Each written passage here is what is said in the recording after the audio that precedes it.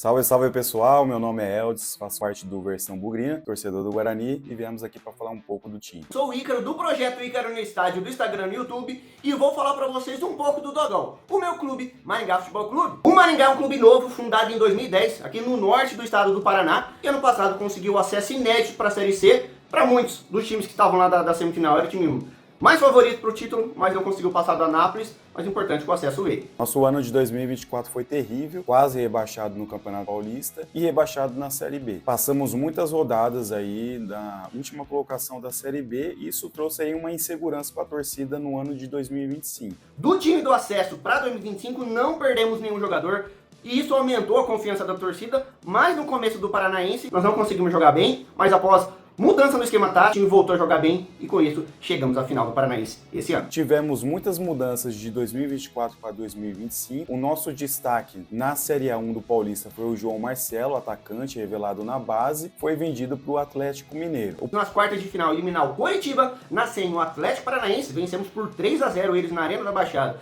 depois de 10 anos, e na final pegamos o Operário, os 3 times na Série B do Brasileirão, foi decidido nos pênaltis. Foi justo, embora para nós foi muito ruim. Mas ainda bem até que fizemos um campeonato digno no Paulistão, fazendo uma pontuação necessária logo no começo do campeonato e não sofrer com rebaixamento. Nos últimos 4 anos o Maringá disputou 3 finais e foi vice, obviamente, dos últimos 3, mas a primeira final foi contra o Coritiba, depois contra o Atlético Paranaense e agora contra o Operário. O ponto forte do Guarani é a nossa defesa, a nossa zaga e o lado esquerdo, né, a lateral esquerda, que tem um Emerson como eleito o melhor lateral esquerdo do Paulistão. Coloco como destaque também o Natan, volante no meio de campo, jovem jogador, assim como o João Victor, atacante de ponta. Ambos vieram do Red Bull Bragantino. Destaque também para o Maurício, que os treinou nessa equipe. O time vice-campeão do Paranaense para essa Série C, nós perdemos apenas um jogador, porém é o jogador mais importante, que é o Rodrigo, que está indo para o Fortaleza, Série A, Libertadores. Entretanto, o Maringá conseguiu segurar grandes nomes que para mim,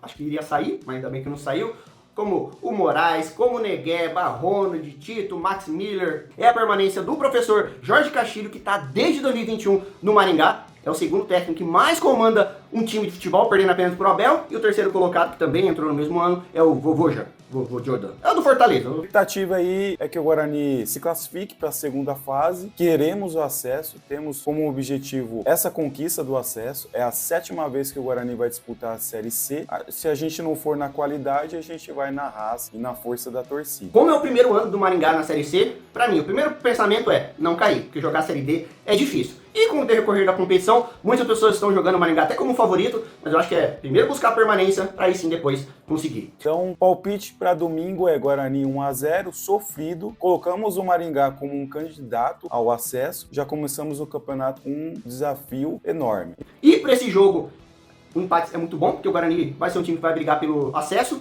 mas não seja surpresa se o Maringá conseguisse vencer por 1-0. Então, boa sorte aí pro Maringá no campeonato e se Deus quiser, subiremos juntos. Forte abraço! E após esse resumo, o que esperar do Guarani e do Maringá na Série C? Comente aí e, claro, deixe seu placar para o jogo de amanhã, às 4 horas, entre Guarani e Maringá.